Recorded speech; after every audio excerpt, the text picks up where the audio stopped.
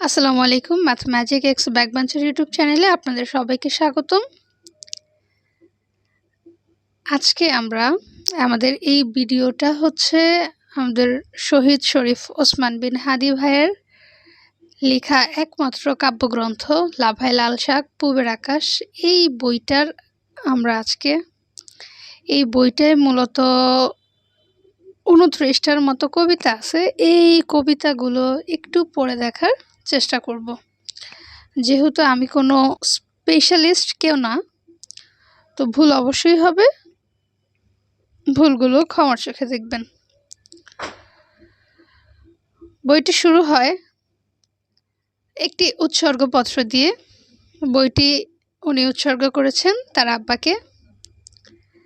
যার ডাকে লাল হয়ে ওঠে শিমুল বাগান, ঝড়ের রাইতে আজও কানে বাজে আব্বার আজান। প্রথম কবিতাটির নাম আগুন কি আলো নয়। ওয়েস্টফেলিয়ায় এলো আধুনিকতা, ইউনিভার্সাল ডিক্লারেশন মানবাধিকারের। পশ্চিমা সূর্যে এলো রেনেসার রূপসী রোদ, কলোনিতে আলোকায়ন এলো কিরণের নামে। তারপর তো শুধু সাম্য, মৈত্রী আর স্বাধীনতা। প্রিন্স অফ ওয়েলসে ঘোষণা হলো গণহত্যা গিলে খাবে না দুনিয়ারে আর। অতঃপর হলোকাস্টের হাফর নিভায়ে শান্তির সুনামি আনলো আটলান্টিক সভ্যতা।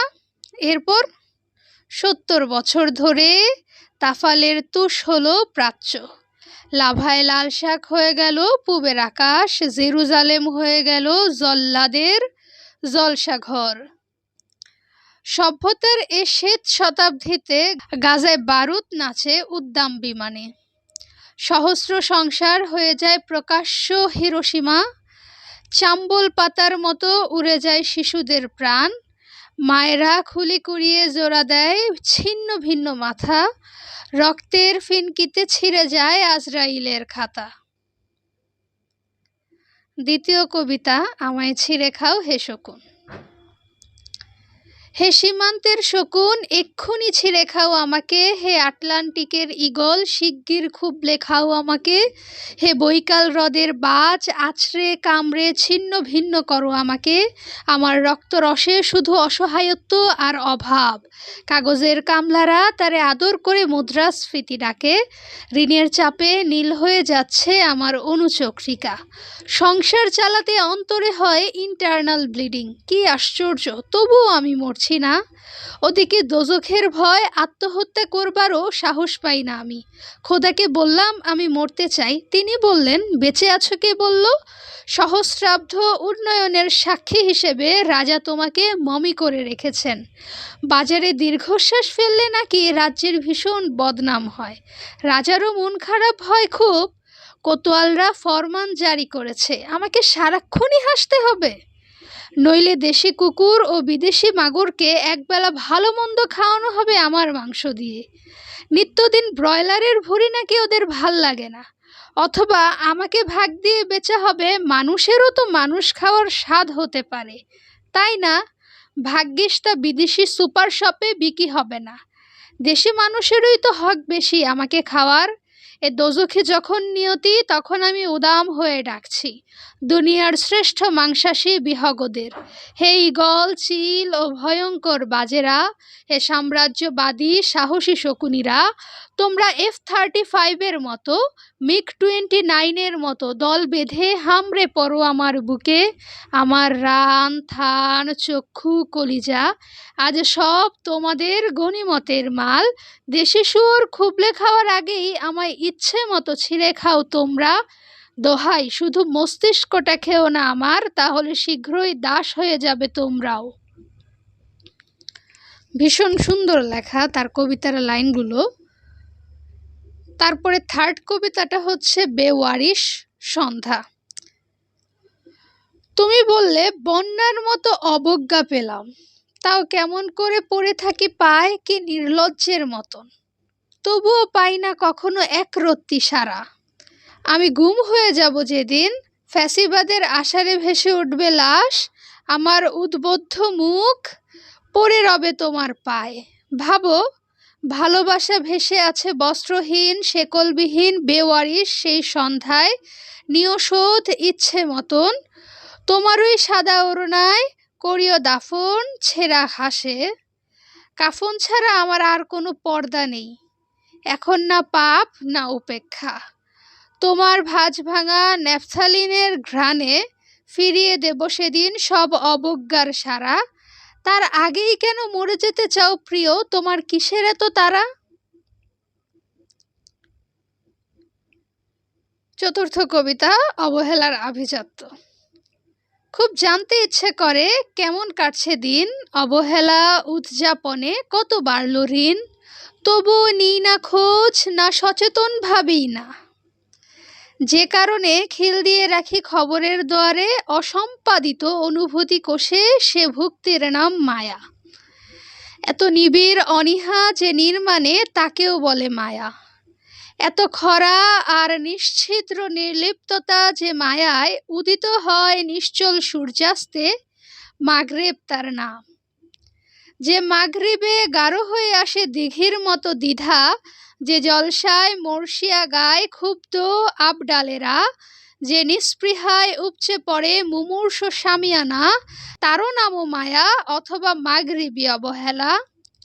খরার খসড়ায় কিংবা গুমের মতো অবজ্ঞায় অপ্রেমের অমাবস্যা হতে সে আরজি জানায়।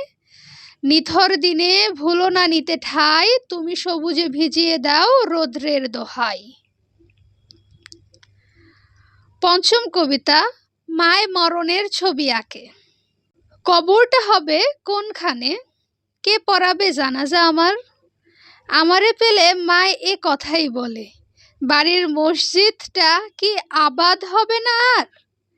বেশি মানুষ এক করিস না, তয় খোদেজার মায়েরে খবর দিস। তোর বাপে যখন বাড়িতে আইতো না, কত রাইজ যে সে আমারে পাহারা দিছে। আমার দাফন হয়ে গেছে, তুই থাকবি আরও সবাই যাওয়ার পরও, পড়তে থাকবি ইয়াসিন আর রহমান। হাত তুলে আল্লাহরে কবি, মায়ের প্রশ্ন সহজ করো হে খোদা দয়াবান। মায়েরা চিরদিন আলিফের মতো থাকে না, মায়েদের দেহ একদিন বার্ধক্য আসে। কোমরটা নুয়ে পড়ে রুকুর মতন, সুরমায় ছেয়ে যায় চোখের উঠোন। মায়েরা অমর নয় এ আমি জানি, মায়ের প্রেসক্রিপশনটা আমার বড় আপন। আব্বার দেওয়া হাতের বালা, পিতলের পানের থালা, এমনকি তার নামাজের সেই ভাঙা চৌকিটাও। হঠাৎ ভাবি মায় না হয় আমার সাথেই মরল, নিদানকালেও চুমু খাইয়া আমার গলাই ধরল। আমি চাইছি না মায় 100 বছর বাঁচুক, শুধু চাই নুয়ে নুয়ে হলেও মায় তার মাটির চুলায় আর কটা দিন রান্ধুক। পাতিল খুঁজে কলিজাটা আমার পাতেই দিক। সংসারে মাতো একটা অদৃশ্য ঐশী সুতো, মাকড়সার মতো সেই সুতোটা আর কটা দিন বাঁধুক। মায়ার অ্যাস্ট্রোনমি। পুরস্কার বিতরণী পাপ পুণ্যের সাম্যের মাঠে তুমি মহাকাশে ঘর চাইলে অন্তত ব্ল্যাক হোলে হলেও, তবুও মহাকাশ খুব উঁচুতে। আমি চাইলাম শ্যাওলা হতে হোগলা পাতার পাশে, কালপানিতে খুব নিচুতে। কয়েকশো বছর পর গ্যালাক্সিদের হলো গোলযোগ, মহাশূন্যের সংসার হয়ে গেল ক্ষয়। মহাজাগতিক ঝড়ে উল্কা বৃষ্টি তুমুল, তুমি খসে পড়লে পাংশুল পিণ্ড হয়ে। আভিজাত্যের ঝামায় ঝলসানো মুখে তুমি ছুটছ বরফ বরফ বলে, উপেক্ষায় অ্যান্টার্কটিকাও গেছে ততদিনে গলে। তোমারে ভেজায় পাথুরে পানিদের কিসের এত দায়, জানতাম তোমায় ফিরতে হবেই, মঙ্গলের লাল মাটিও সবুজের শুতে চায়।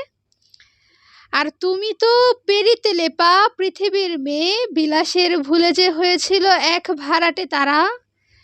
ঘরে ফিরতে কিসের শরম, নেমে এলো কাল পানিতে খুব নিচুতে হোগলা পাতায়। দুয়ার ঘরে কাউকে তো আজনম দাঁড়িয়ে থাকতে হয়, মহাবিশ্বে আর কে আছে তোমার এ শীতল শ্যাওলা ছাড়া। আমায় ক্ষমা করো ইয়াজিদ, তোমার সাথে আমি জুলুম করেছি ইয়াজিদ। অবনত মস্তকে আজ ক্ষমা চাইছি, তুমি ক্ষমা করো, আমায় মাফ করো। হোসাইনের ভালোবাসায় আমি শহীদ হতে চেয়েছি অসংখ্যবার। নীল নদে যেমন নিঃশেষ হয়েছিল ফেরাউন, তেমনি রক্তের ফোরাত হয়ে তোমায় ডোবাতে চেয়েছি আজনম। আমি জানতাম আমার প্রতিটি নিঃশ্বাস শুধু ইনসাফের জন্যই নিবেদিত।